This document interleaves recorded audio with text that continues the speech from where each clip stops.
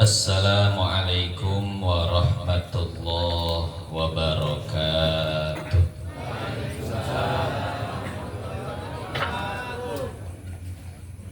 Alhamdulillah,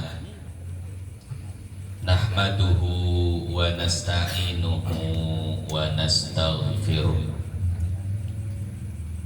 wa na'udzu billahi min syururi anfusina wa min sayyiati a'malina. May yahdihillahu fala mudilla lahu wa may yudlil fala hadiya lahu. Asyhadu an la ilaha illallah wahdahu la syarika lah wa asyhadu anna sayyidana Muhammadan abduhu wa rasuluhu la nabiyya ba'dah. Allahumma salli wa sallim wa barik wa azim ala hadzal nabiyil karim sayyidina wa maulana Muhammad wa ala alihi wa sahbihi ajma'in, amma ba'd. Qala ta'ala wa innaka la'ala khuluqin azim.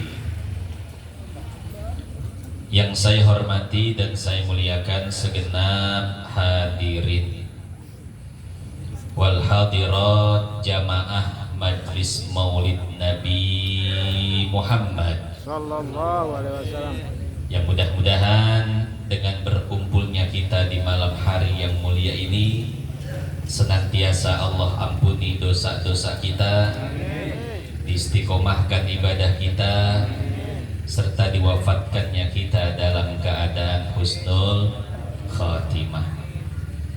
Wabil khusus orang tua kita bersama Shahibil Bait Bapak Haji Kasim beserta seluruh keluarga beliau, baik anaknya, cucunya, menantunya, semuanya kita doakan. Mudah-mudahan Allah Subhanahu wa Ta'ala senantiasa panjangkan umur beliau-beliau semua, disehatkan badannya, dimudahkan segala urusannya. Amin ya rabbal alamin. Orang tua kita Bapak Haji Risan beserta orang tua yang lainnya yang mohon maaf tidak bisa disebutkan satu persatu namanya. Wabil khusus orang tua kita Bapak Haji Anwar, beliau bilang tadi saya buya katanya. Bu, berat bu jadi buya teh. Syarat jadi buya pamajikan kudu opat. Lah emang. Ya, pamajikan hiji ustad. Nah, 2 kiai. Nah, 3 ajengan, 4 tah sok didoakeun wae boga pamajikan 4. Ya Allah, emang hayang cek ibu-ibu. Ya Allah bu, masalah istri mah saya setuju sama ibu-ibu. Istri cukup satu di Cikarang mah 1. Nyao di Bogor pan rada jauhan lah, Garut pojok ditutup. Masya Allah. Saya klarifikasi dulu ya. Jadi panggilan Buya ini berasal dari anak saya. Buya itu kan artinya apa? Bapak. Jadi abun ya, kemudian abi, kemudian menjadi abuya, dihilangkan alifnya jadi buya. Jadi anak saya, karena dulu saya milih panggilan untuk saya itu bingung. Saudara-saudara yang manggil bapaknya Abi ada, ayah ada, bapak ada, abah ada. Akhirnya ya sudah, anak saya manggil saya Buya. Akhirnya panggilan itu nyebar ke anak santri. Dari anak santri nyebar emak-emak RT 11. Nyebar ke anak mudanya. Saya pernah omelin anak muda, jangan panggil saya Buya. Batur hayang nyebut Buya. Malah ngomong gitu ulah. Ya, berat. Sebab Pak majikan kudu Ya Allah, ya Rob. Pak Haji Anwar kudu disebut Buya kosna ya.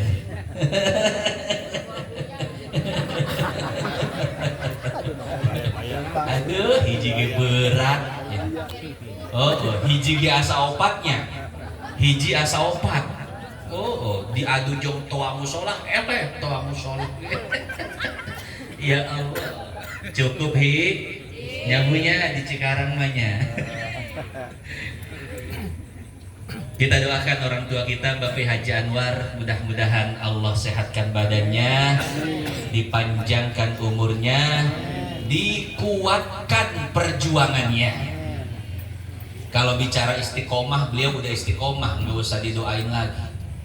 Maka kita doakan dikuatkan perjuangannya, agar beliau bisa menguatkan kita semua dalam berjuang. Beliau itu kalau mau berjuang ngajak saya, alhamdulillah saya ada yang ngajak, saya bilang. Makanya ketika saya nggak ada waktu buat ikut beliau, biasanya beliau ke DPRD, ke PJ Bupati ngajak saya. Kalau saya nggak sempat tuh, hampura Pak Haji, ulah bosen ngajak, sebab ieu teh perjuangan yang sangat mulia, menutup warung miras, menutup warung kupu-kupu bahasa halus nata kupu-kupu malam. Cek bahasa dia naon? Jawab dulu ikok. Bunyo ikok teh ikok. Masya Allah, ini perjuangan yang sangat luar biasa. Jadi Rasul, Bapak Ibu, Rasul itu ketika masih menjadi orang soleh, beliau enggak dibenci sama orang. Tapi ketika beliau menjadi orang muslih, maka bukan dibenci lagi. Beliau seringkali dicaci, bahkan diancam untuk dibunuh. Pertanyaan, apa bedanya soleh dan muslih? Kalau soleh itu benar untuk diri sendiri, Pak. Rajin ke masjid, rajin ibadah, rajin sholat, akhlak baik, namanya soleh. Tapi muslih, selain dia soleh pribadinya, tapi dia pun memperbaiki keadaan yang rusak. Ada tempat maksiat ditutup, ada kemungkaran dihajar, itu namanya muslih. Jadi muslih itu lebih tinggi daripada Makanya orang muslih itu dibenci, orang muslih itu diancam, orang muslih itu taruhannya nyawa. Syekh Muhammad Syekh Ahmad Isa Al-Mi'sarawi, beliau ulama besar ahli qiraat, rektor Al-Azhar Mesir. Insya Allah sekarang beliau kayaknya lagi di Indonesia nih. Kemarin daurah qiraat di Bandung, di Cimahi ya. Itu orang-orang yang senang Al-Quran, senang qiraat, kemarin pada ngumpul kita di sana ya. Ijazah baca Quran dari beliau itu sanadnya termasuk sanad paling tinggi sedunia ya. Syekh Ahmad Isa pernah mengatakan, ketika Rasul di Mekah dan menjadi orang soleh, semua orang cinta sama Rasul. Kafir-kafir, Abu Jahal, Abu Lahab, Abu Janda, Abu Janda semua cinta kepada Nabi. Tapi ketika Rasul sudah menjadi muslih, sudah menjadi orang yang memperbaiki keadaan umat, melakukan nahi munkar, maka ketika itu beliau dibenci, dibuang, diusir, dicaci, dimaki, dihina. Makanya derajat muslih itu lebih tinggi daripada derajat soleh. Mudah-mudahan kita semua termasuk orang-orang yang muslih. Amin ya Rabbal Alamin. Guru kita Al-Ustadz Haji Basit dan guru-guru yang lainnya, ada Ustadz Syamsul, Ustadz Samin, Ustadz Ustadz Bodong apa? Mana Ustadz Bodong? Hah? Woi, itu termasuk fans saya juga. Di mana-mana ada dia. Masya Allah, luar biasa. Mudah-mudahan barokahnya Ustadz Bodong ini, ya, maulid kita diterima oleh Allah Subhanahu Wa Taala.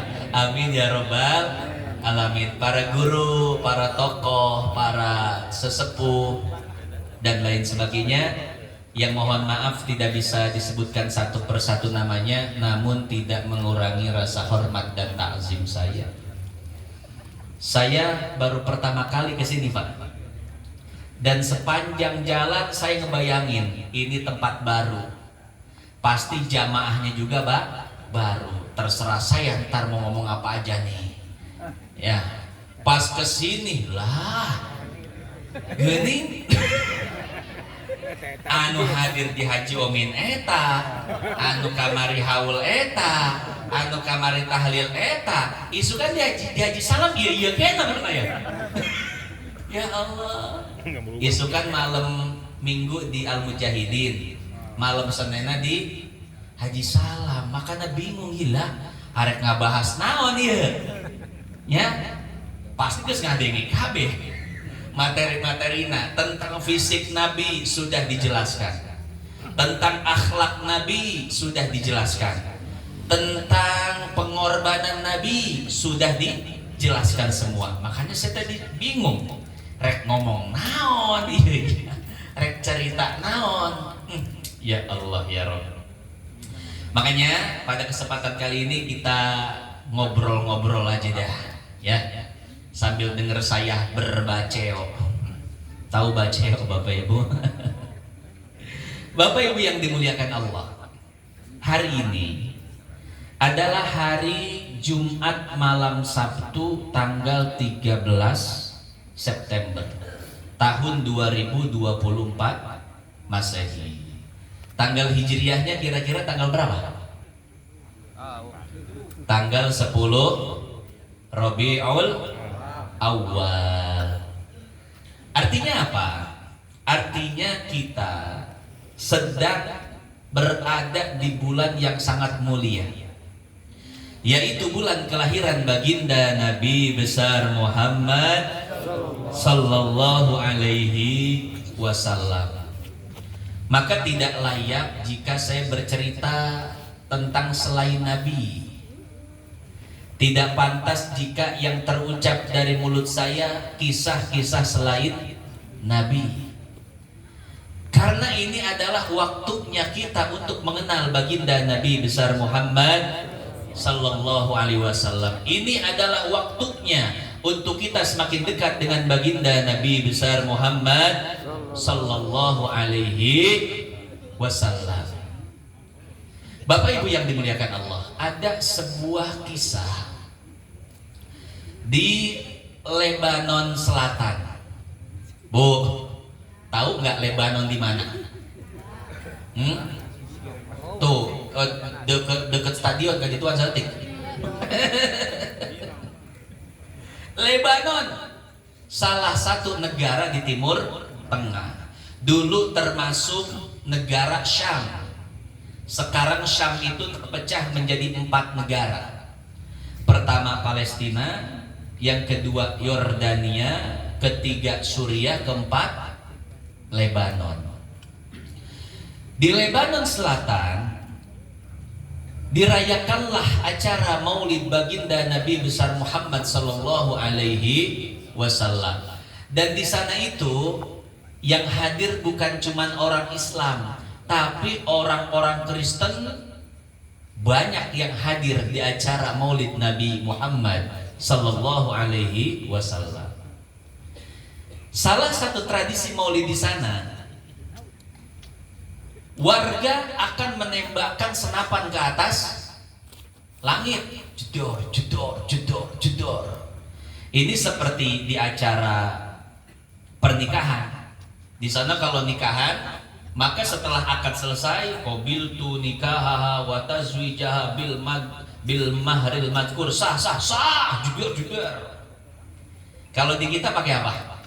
Petasan kan ya. Begitu sah, jedor jedor. Di sana nggak pakai petasan Pak, tapi pakai senapan. Tuh, tuh, tuh, tuh. Ini sama kayak di Yaman. Di Yaman itu yang namanya senjata bebas-bebas aja Pak.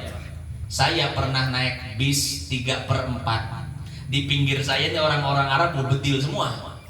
Saya kaget, waduh, di sini bebas amat ya. Kemana-mana bawa bedil. Bahkan ada di satu tempat namanya Doan, mungkin kecamatan kalau di kita. Di kecamatan Doan itu setiap hari Rabu ada pasar senjata. Jadi mereka jual senjata, jual bom, itu kayak jual tomat Pak. Iya, petingnya diturunin, cekrek, cekrek, cekrek. Pinggir jalan, ayo siapa yang mau beli? Itu bom Pak. Masya Allah. Jadi memang di negara Arab itu namanya senjata ya legal Pak, bebas. Ya, kita ketika di Yaman, di Hadramaut, di Al-Mashhad, karena saya pernah tinggal di daerah Baduy selama 2 tahun setengah, kemudian pindah ke Tarim selama 4 tahun setengah, jadi semuanya 7 tahun di Hadramaut. Nah, memang di sana itu yang namanya ketika Maulid, maka warga-warga itu akan menembakkan senapan ke atas langit, dan itu meriah sekali Pak. Tuh, tuh, tuh, tuh. Nah, di Lebanon ini, ketika warga menembakkan senapan ke atas langit, tiba-tiba ada peluru nyasar. Peluru itu mengenai kepala seorang anak kecil yang beragama Nasrani. Tembus ke kepalanya sampai darahnya bercucuran ketika itu. Akhirnya sang ibu pun nangis histeris, dan orang-orang sana membawa anak itu ke rumah sakit. Dibawa ke rumah sakit terdekat, namanya Ghossan Hamud. Dibawa ke Ghossan Hamud, ternyata dokter-dokter di sana tidak ada yang mampu, karena ini keadaan sudah sangat darurat, hampir kehabisan darah. Bayangkan Pak, peluru menembus kepala anak kecil. Akhirnya kata dokter, kami tidak bisa menangani. Yang bisa menangani ini hanya dokter-dokter di Amerika. Tapi apa daya, ketika itu sudah sekarang, mau dibawa ke Amerika bagaimana? Akhirnya si ibu pun menangis histeris sambil menyebut nama Nabi Muhammad. Ya Muhammad, aina anta? Anta tad'in nubuwah, fanzur ila binti hadha.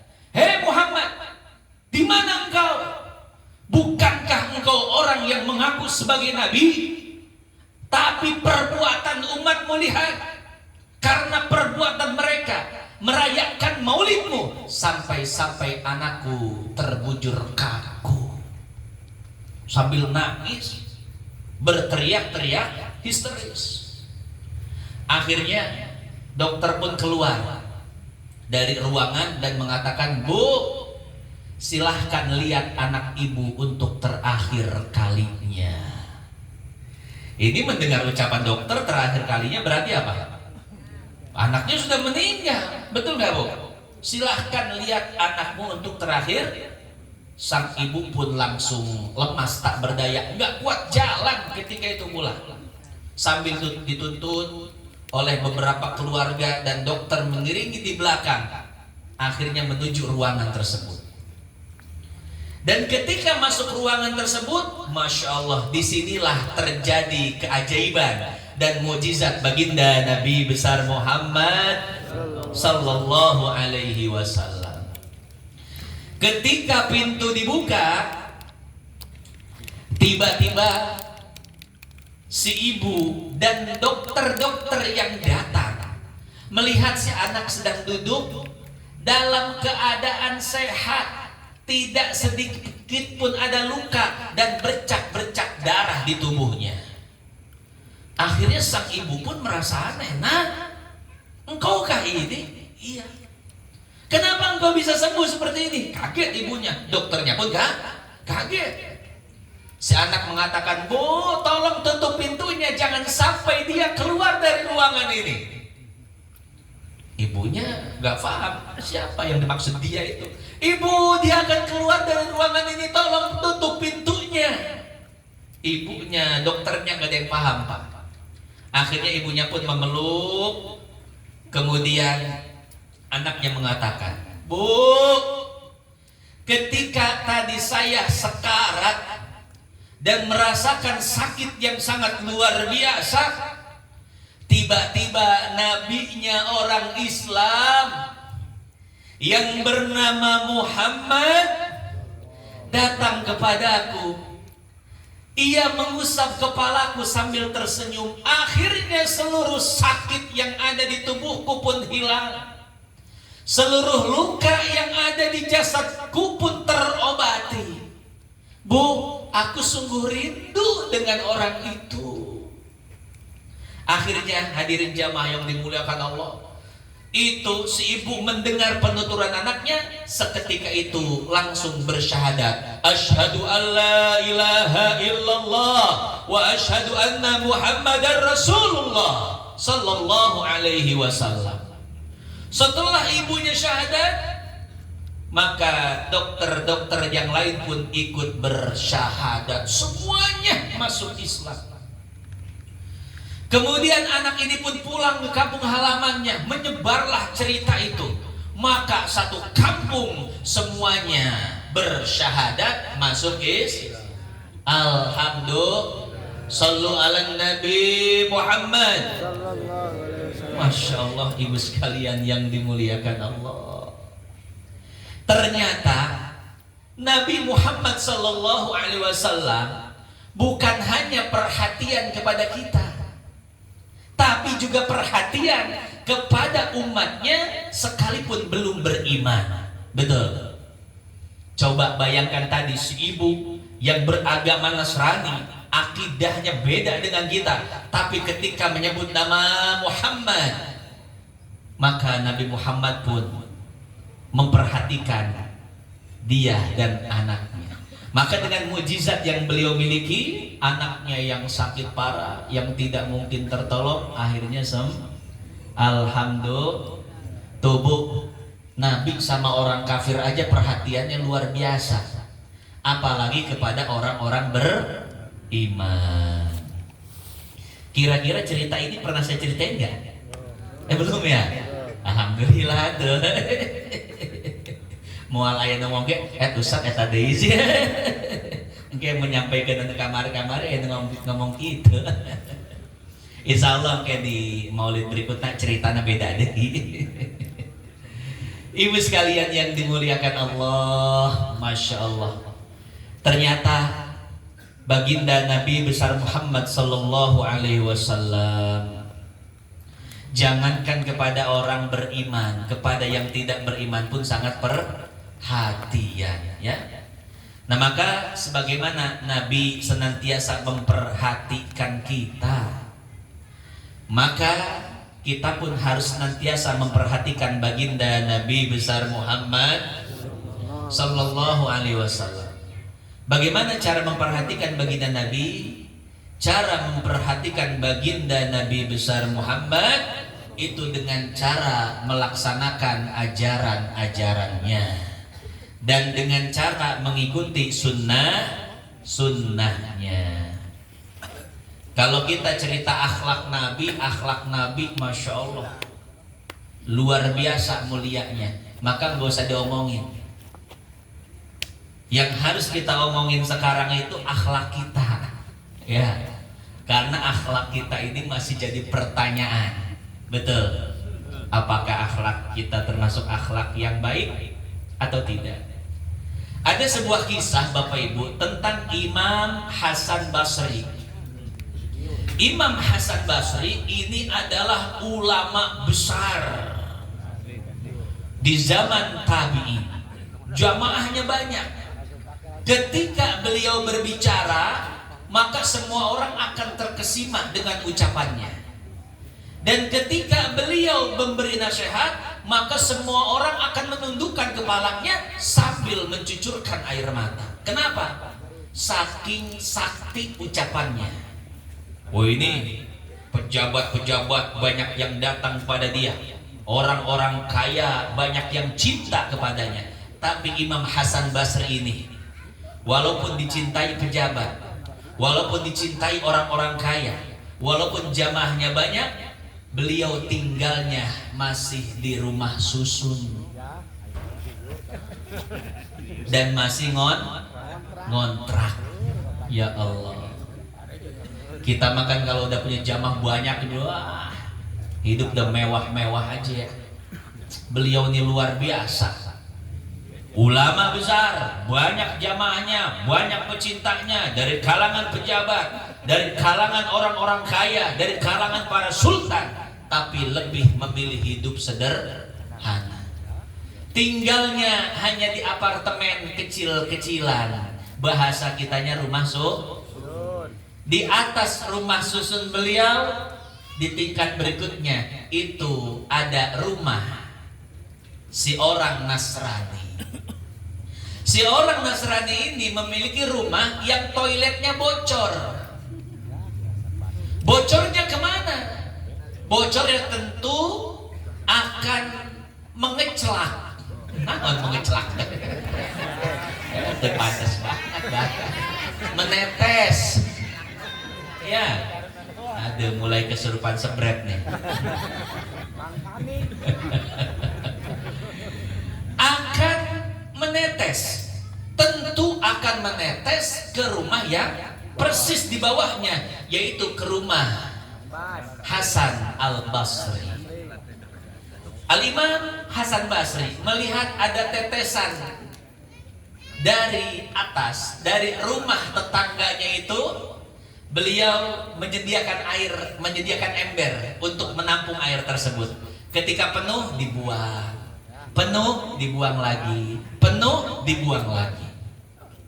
Satu ketika Al-Imam Hasan Basri ini sakit. Kemudian tetangganya Nasrani ini menjenguk beliau. Ketika menjenguk dan masuk ke rumahnya, si Nasrani menemukan tetesan air dari atas rumahnya, dan itu sedang di tandean. Naon sih di tandean? Ditadangin. Dan itu sedang ditadangin. Asal depantos kayaknya sih, Bu. Tandeannya. Dan itu sedang di tandean. Pahamnya. Ya Allah. Dan itu sedang di tandean oleh ember yang dipersiapkan sedari dulu oleh Imam Hasan Basri. Maka dengan penuh penasaran, si Nasrani ini bertanya kepada Imam Hasan Basri, "Wahai Imam, sudah sejak kapan air yang ada di rumahku menetes ke rumahmu?" Apa jawaban Imam? "Wahai tetanggaku Nasrani, air itu menetes sudah 20 tahun yang lalu." Jadi selama 20 tahun engkau bersabar dengan tetesan itu, Imam? "Iya, wahai tetanggaku." "Kenapa engkau tidak bilang kepadaku?"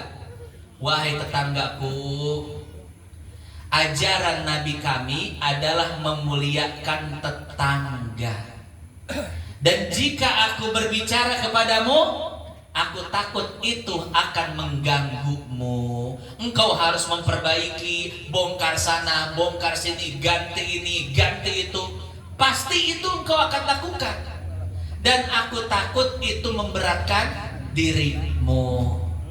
Maka dalam rangka menjalankan sunnah nabiku, akhlak nabiku terhadap tetangga, aku lakukan ini semua.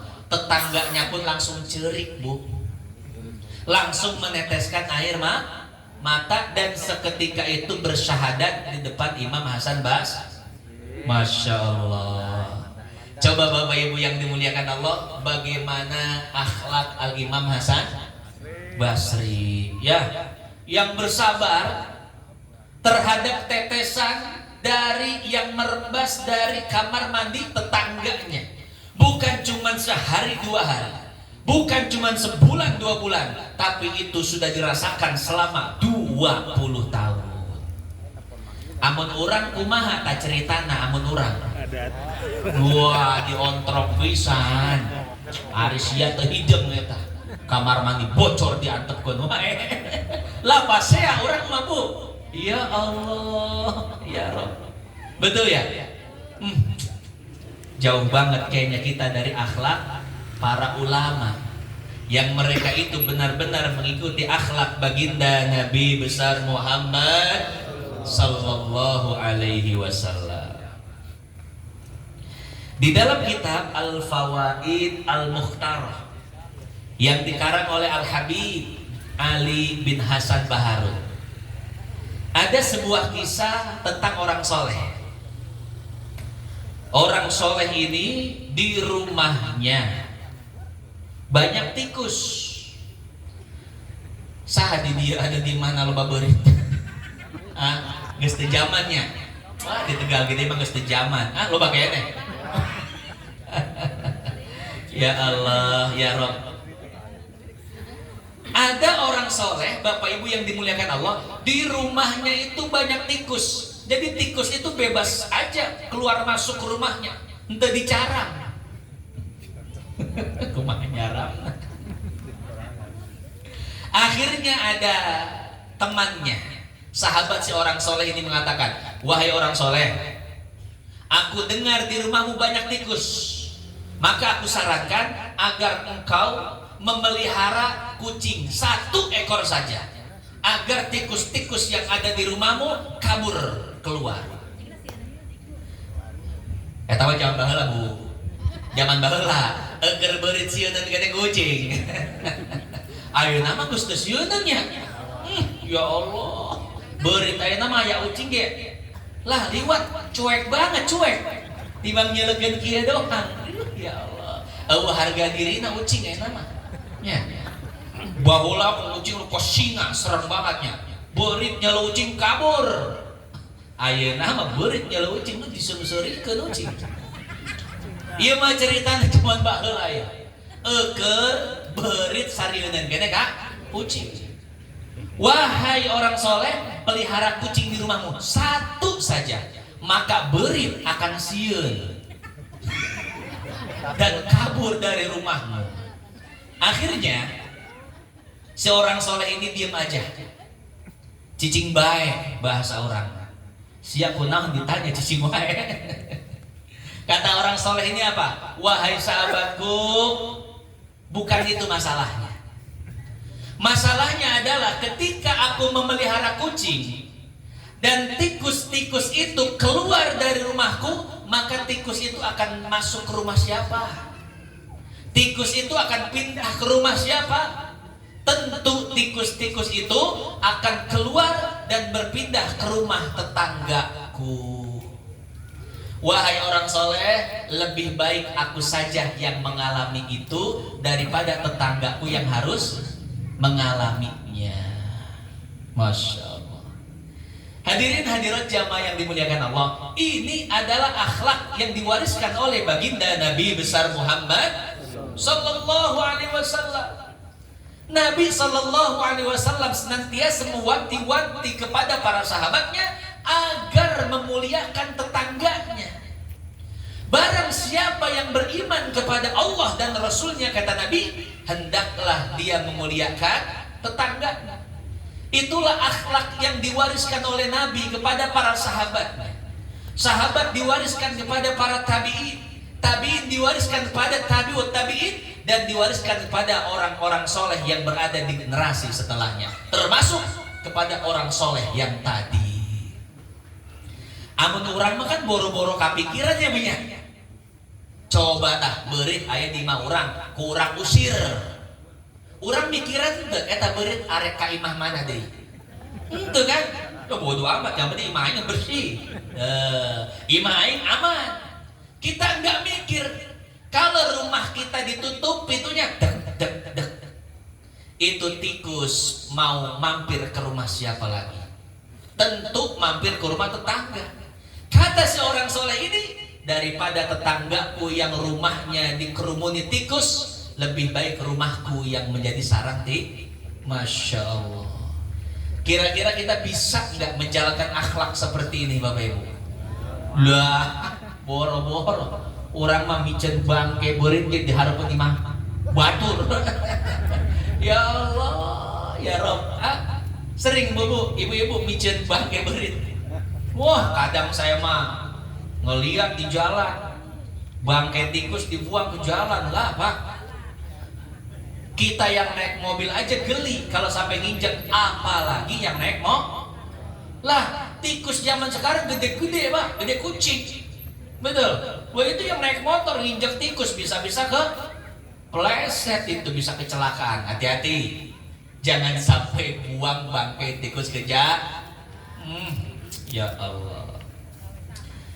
Hadirin hadirat jamaah yang dimuliakan Allah, itulah akhlak yang diwariskan oleh baginda Nabi besar Muhammad sallallahu alaihi wasallam. Di dalam kitab Anisul Mu'minin ini ada kisah yang lebih ajib lagi Bapak Ibu. Ada kisah orang soleh tapi istrinya itu cerewet luar biasa. Mudah-mudahan enggak kayak istri kita ya. Nyengir si ibu. Kita kuing banget sih itu. Masya Allah, insya Allah jamaah sini istrinya soleha semua, amin. Ada orang soleh, istrinya Masya Allah cerewetnya luar biasa, ngomelnya setiap hari, suaranya lebih kencang daripada toa musola. Akhirnya si sahabat orang soleh ini pun usul, hei orang soleh, daripada hidupmu seperti ini, maka ceraikanlah istrimu. Ceraikan geus, tibang awewe atuh, loba tinggal neangan. Kemudian maneh mah jelema soleh lah, duit aya, mobil aya, imah aya. Nah dipapanas ku babaturana. Geus tibang pamajikan kos itu mah deuh. Eta pamajikan goreng deui. Ya Allah. Eta mun gagal bunget teh langsung ngebul eta teh. Maka budak mun 2 kilo teu kira-kira teh mun kos juri. Ngaran lagi ke rumah Pak. Mana pamanas atunya. Ya Allah tuh jeule awewe garelis mah loba. Awewe soleh loba, awewe bager loba, awewe anu loba. Naon eta teh? Mantep geus loba. Ka maneh mah saha we ge daek geus. Geus eta mah pegatkeun, serahkeun, balikeun ka mitoha. Sia geus, aturkeun. Dipapanas ceritana. Akhirnya kata orang soleh ini, wahai sahabatku, bukannya apa-apa. Kalau wanita seperti ini aku ceraikan, aku khawatir nanti dia akan menikah lagi dengan laki-laki lain. Daripada laki-laki itu yang menderita, lebih baik aku yang menderita. Masya Allah. Bapak-bapak banget ya ceritanya yang lain. Ya Allah, ya Rabb. Ya, Masya Allah. Kenapa? Karena si pemuda soleh ini ingat pesan Nabi. La yuhibbu ahadukum hatta yuhibba li nafsihi ma yuhibbu li nafsi. La yu'minu ahadukum hatta yuhibba li akhihi ma yuhibbu li nafsi. Tidaklah iman kalian dianggap sempurna kata Nabi, melainkan kalian sudah menyukai apa yang kalian sukai untuk saudara kalian.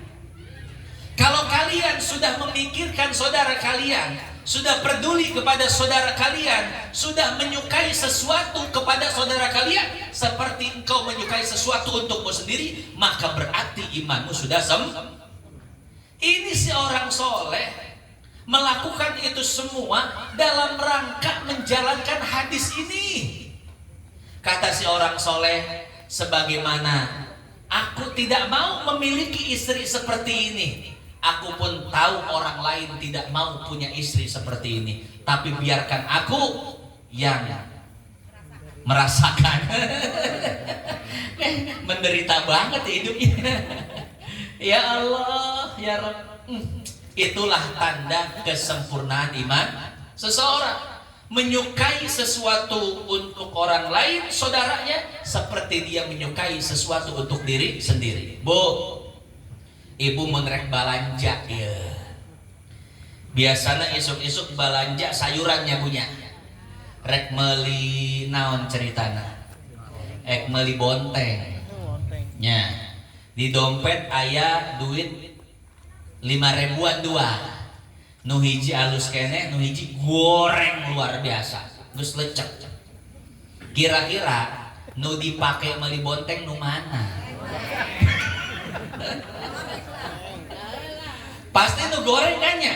Moal ieu nu alus dibikeun moal nu goreng.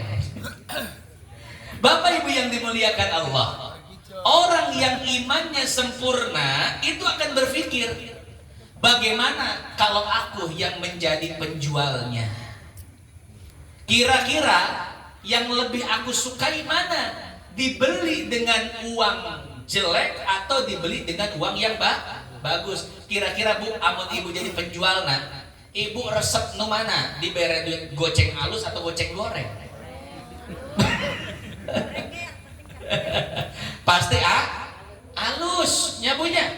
Nah, kata Nabi, sebagaimana saudaramu suka diberikan sesuatu yang bagus, maka perlakukanlah sebagaimana engkau suka jika diberi sesuatu yang bagus, maka perlakukanlah saudaramu seperti engkau memperlakukan dirimu sendiri.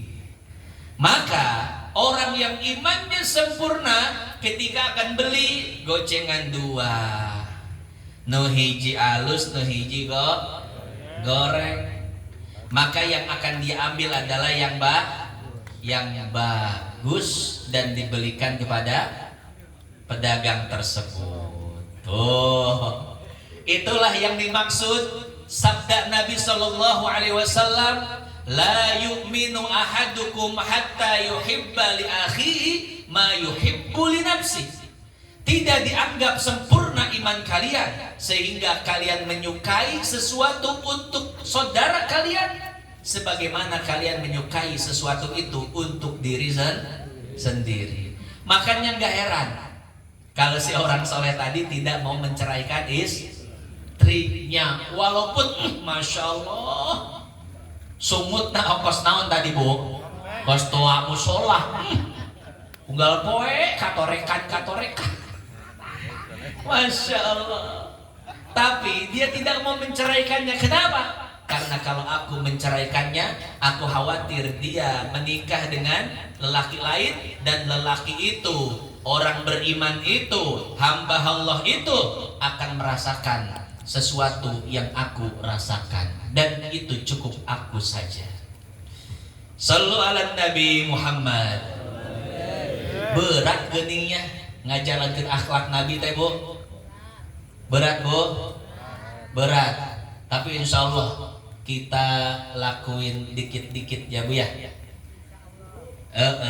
Teu bisa kabeh setik-setik we nya. Kumaha setik-setik teh. Walaupun belum bisa mengamalkan, minimal kita tahu. Mudah-mudahan satu saat Allah berikan taufik hidayah kepada kita sehingga kita semua bisa mengamalkan itu semua. Amin, amin ya Allah ya Rabbal alamin. Bapak Ibu yang dimuliakan Allah, Itu saja yang dapat saya sampaikan pada kesempatan kali ini. Mudah-mudahan yang sedikit ini bisa bermanfaat. Mudah-mudahan tidaklah kita berpisah dari tempat yang mulia ini, melainkan Allah telah mengampuni dosa-dosa kita. Yang punya hajat, mudah-mudahan Allah kabulkan hajatnya. Yang sedang sakit, Allah angkat penyakitnya. Yang sedang sulit, Allah mudahkan urusannya.